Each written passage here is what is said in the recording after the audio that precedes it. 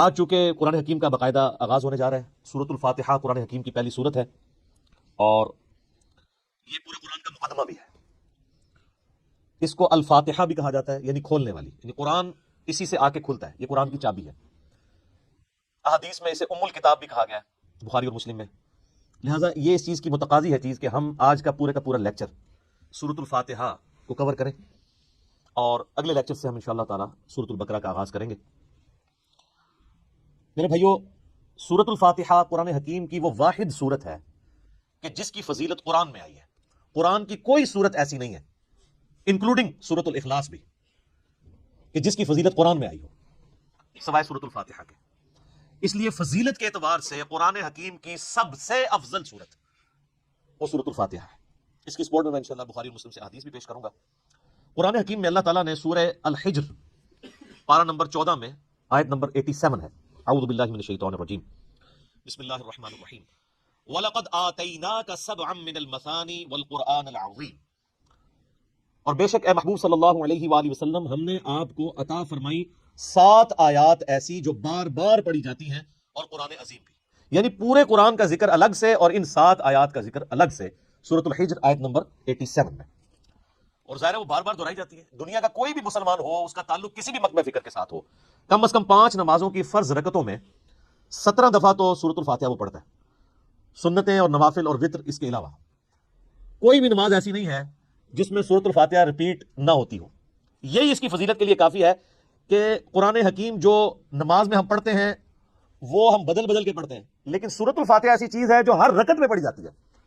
حتیٰ کہ صحیح بخاری اور صحیح مسلم کی متفق علیہ حدیث ہے کہ اللہ کے محبوب صلی اللہ علیہ وآلہ وسلم نے فرمایا، لا صلاۃ لمن لم یقرأ بفاتحۃ الکتاب، جو نماز میں سورہ فاتحہ نہیں پڑھتا اس کی نماز ہی نہیں ہوتی۔ یہ اتنی اوبلیگیٹری چیز ہے۔ یہ بات بھی اس کی فضیلت کے لیے کافی ہے کہ یہ قرآن حکیم کی نمبر 1 سورت ہے، اپنی ترتیب میں بھی مصحف کی اور اپنے فضائل کے اعتبار سے بھی۔ قرآن حکیم کی یہ سب سے عظمت والی سورت ہے۔ اس کی سپورٹ میں صحیح بخاری میں ایک بڑی مشہور حدیث ہے کہ سیدنا ابو سعید ابن معلہ رضی اللہ تعالیٰ عنہ کہتے ہیں کہ میں ایک دفعہ مسجد نبوی میں نماز پڑھ رہا تھا تو اللہ کے محبوب صلی اللہ علیہ وآلہ وسلم نے مجھے آواز دی، تو میں چونکہ نماز میں مشغول تھا میں نے جانے میں تاخیر کر دی۔ تھوڑی دیر بعد میں پہنچا تو آپ صلی اللہ علیہ وآلہ وسلم نے فرمایا کہ میں نے تمہیں آواز دی تھی، تم کیوں نہیں آئے؟ تو انہوں نے کہا کہ میں نماز پڑھ رہا تھا۔ تو آپ صلی اللہ علیہ وآلہ وسلم نے فرمایا، کیا تم نے اللہ کا یہ حکم نہیں سنا؟ سورۃ الانفال کی آیت آپ نے پڑھی، استجیبوا للہ والرسول اذا دعاکم، جب اللہ اور اس کا رسول تمہیں پکارے فوراً ان کی آواز پہ لبیک کہو۔ اس کائنات میں ایک ہی ہستی ایسی ہے مخلوقات میں کہ جو اگر عین نماز کی حالت میں بھی کسی کو بلائے تو نماز توڑ کر نہیں، نماز چھوڑ کر اسی حالت میں ان کی خدمت میں حاضر ہونا یہ فرض ہے، سورۃ الانفال کی اس آیت کے تحت اور بخاری کی اس حدیث کے تحت۔ اور وہ امام اعظم محمد رسول اللہ صلی اللہ علیہ وآلہ وسلم کی مبارک ذات ہے۔ نماز توڑ کر نہیں، کیونکہ نبی علیہ السلام کی طرف جانا اللہ کے ایک حکم سے دوسرے حکم کی طرف جانا ہے۔ وہ جہاں پہ نماز اس نے چھوڑی ہوگی، اگر 1 رکعت پڑھی ہے، 2 پڑھی ہیں، 3 پڑھی ہیں، تو آ کر وہیں سے اپنی نماز شروع کرے گا، اس کی نماز ٹوٹے گی بھی نہیں۔ اس پہ اجماع امت ہے۔ بہرحال یہ جو ہمارے واعظین آئے دن کہانیاں کراتے رہتے ہیں کہ جی ماں آواز دے دے، باپ آواز دے دے، نماز توڑ دو، اس طرح کی کوئی حدیث نہیں ہے۔ البتہ یہ ضرور ہے کہ اگر زندگی موت کی کشمکش بن جائے، کوئی ایمرجنسی ہو جائے، تو آپ پھر نماز توڑ سکتے ہیں، لیکن نبی علیہ السلام کے کیس میں اگر بلایا جائے گا تو نماز توڑنی نہیں پڑے گی، بلکہ نماز وہیں پر چھوڑ کر آپ علیہ السلام کا حکم سننا پڑے گا۔ تو یہ آپ علیہ السلام نے ان کو تھوڑا سا یعنی ڈانٹ پلائی پیار محبت سے، پھر آپ نے اس صحابی کا ہاتھ اپنے ہاتھوں میں پکڑا اور پھر فرمایا کہ میں اس مسجد سے باہر نکلنے سے پہلے تمہیں قرآن حکیم کی سب سے عظیم سورت سکھاؤں گا۔ آپ علیہ السلام کی عادت تھی کہ آپ اگر کسی کو تھوڑا سا بھی سختی سے پیش آتے تھے تو پھر اس کے ساتھ دل جوئی بھی فرماتے تھے۔ آپ ہاتھ پکڑے اور فرمایا کہ میں تمہیں نا ایک تحفہ دوں گا۔ وہ صحابی کہتے ہیں پھر تھوڑی دیر بعد جب ہم مسجد سے باہر نکلے تو مسجد سے نکلتے ہیں میں نے نبی علیہ السلام سے کہا، یا رسول اللہ اپنا وعدہ پورا کریں، آپ نے مجھے کہا تھا کہ آپ مجھے قرآن کی سب سے عظمت والی سورت تعلیم فرمائیں گے۔ تو آپ علیہ السلام نے فرمایا کہ وہ سورت ہے الحمدللہ رب العالمین، یعنی سورۃ الفاتحہ۔ اور پھر آپ علیہ السلام نے ساتھ ہی یہ سورہ ہجر کی آیت نمبر 87 بھی پڑھی کہ یہ وہ جو قرآن حکیم میں آیا ہے وَلَقَدْ آتَيْنَاكَ سَبْعًا مِّنَ الْمَثَانِي وَالْقُرْآنِ الْعَظِيمِ، یہ ہے وہ سورت جو قرآن حکیم میں اللہ نے مجھے عطا کی، جو 7 آیات بار بار دہرائی جاتی ہیں۔ اور پھر آپ علیہ السلام کے بخاری میں الفاظ ہیں، یہ ام الکتاب ہے، یہ قرآن کی ماں ہے، قرآن کی جڑ اس میں ہے، اسی سے پورے قرآن کا درخت نکل رہا ہے۔ فاتحہ بھی ہے، ام الکتاب بھی ہے، اور یہ وہ 7 آیات ہیں جو سورہ ہجر میں آئی ہیں۔ تو سورہ ہجر کی اس آیت کے کانٹیکسٹ میں کتاب التفسیر چیپٹر میں امام بخاری اس حدیث کو لے کر آئے۔ یہ حدیث کافی ہے اس کی فضیلت کے لیے۔ اچھا، یہ تو سورہ اعظم تھی نا قرآن کی، قرآن کی ایک آیت بھی ہے جو اعظم ہے۔ وہ صحیح مسلم میں حدیث ہے. ابی ابن کعب جن کے بارے میں بخاری مسلم میں آتا ہے کہ 4 بندوں سے قرآن سیکھو، ان میں ایک عبداللہ ابن مسعود ہیں اور ایک ابی ابن کعب ہیں اور سیدنا سالم ہے، یہ ان میں سے ایک ہے. تو ابی ابن کعب کہتے ہیں کہ نبی علیہ السلام نے مجھ سے ایک دن پوچھا کہ جانتے ہو کہ قرآن کی سب سے اعظم آیت کون سی ہے؟ تو انہوں نے کہا یا رسول اللہ صلی اللہ علیہ وآلہ وسلم، میرے اندازے کے مطابق قرآن حکیم کی سب سے عظیم آیت اللہ لا الہ الا هو الحی القیوم آیت الکرسی سورہ بقرہ کی آیت نمبر 255 ہے. تو آپ علیہ السلام نے اپنا ہاتھ ان کے سینے پہ مارا محبت کے ساتھ اور فرمایا ابو منذر تمہیں یہ علم مبارک ہو. یعنی نبی علیہ السلام نے ان کے علم کے اوپر ان کی تحسین فرمائی کہ تمہیں میرے بتائے بغیر تم نے صحیح اندازہ لگایا کہ قرآن حکیم کی سب سے اعظم سورت جو آیت ہے وہ آیت الکرسی ہے.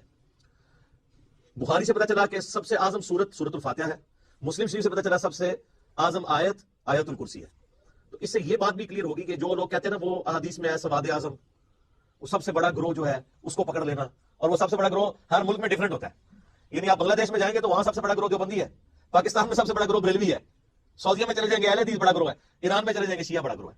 تو وہاں اعظم سے مراد تعداد میں بڑا نہیں ہے، عظمت میں بڑا. ورنہ سورۃ الفاتحہ کی تو 7 آیات ہیں اور سورہ بقرہ کی 286، تو وہ ہونی چاہیے تھی سورہ اعظم. اور آیت الکرسی سے بھی لمبی ایک آیت جو ہے وہ آیت دین جو ہے سورہ بقرہ کے اندر موجود ہے. تو یہ عظمت کا ذکر ہو رہا ہے. اچھا میرے بھائیو، صحیح مسلم میں ایک اور حدیث ہے، ابن عباس رضی اللہ تعالیٰ عنہما کہتے ہیں کہ نبی علیہ السلام کے پاس ایک دفعہ جبرائیل علیہ السلام بیٹھے ہوئے تھے. ظاہر صحابہ نے نہیں دیکھا، آپ علیہ السلام نے بتایا. تو اچانک ایک آواز ان کو زوردار سنائی دی. یہ صحیح مسلم کی حدیث ہے. تو حضرت جبرائیل علیہ السلام نے نگاہ اٹھا کے اوپر دیکھا اور کہا یا رسول اللہ، آج آسمان کا ایک ایسا دروازہ کھلا ہے جو آج سے پہلے کبھی نہیں کھلا تھا، اور اس دروازے سے ایک فرشتہ زمین پر اترا ہے.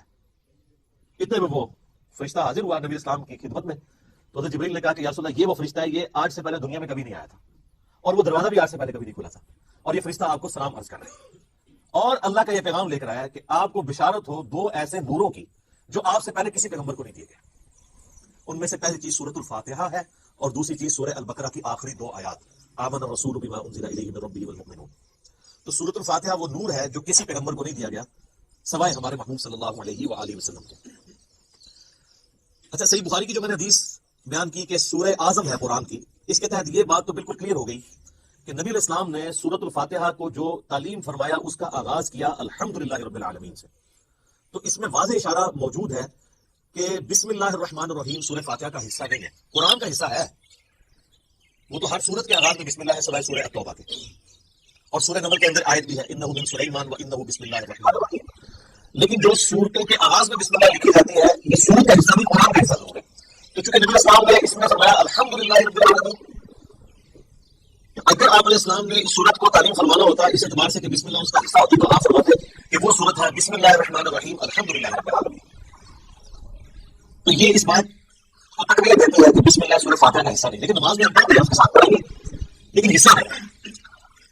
البتہ مسلمانوں میں اہل حدیث مطلب فکر اور امام شافعی کے جو مقلدین ہیں ان کا موقف ہے کہ بسم اللہ سورہ فاتحہ کا حصہ ہے.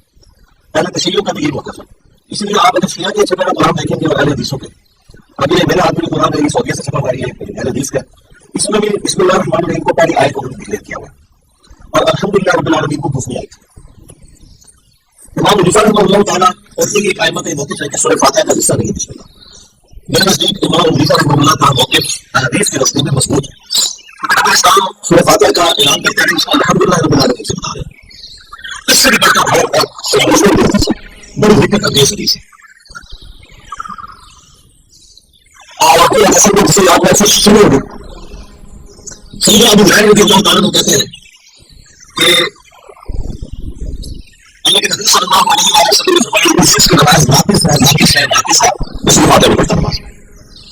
تو کچھ تابعین نے عرض کیا کہ آپ کے نشانہ کیا ہوتا ہے کہ ان کا اقرار امام بناسی نفسی ان کو کچھ نہیں آتا ہے یہ چیز ایک یہ ہوتا ہے کہ وہ آپ نے جب ہم سکتے کہتے ہیں افراد کو ان کے ساتھ ابھی جیسے کبھی کے بارے میں سستی کرنے والے ویڈیو دیکھ لیجیے عمران کے پیچھے فاتحہ اس کے ساتھ نہیں لکھا ہے، اس میں میں نے موقف بیان کیا.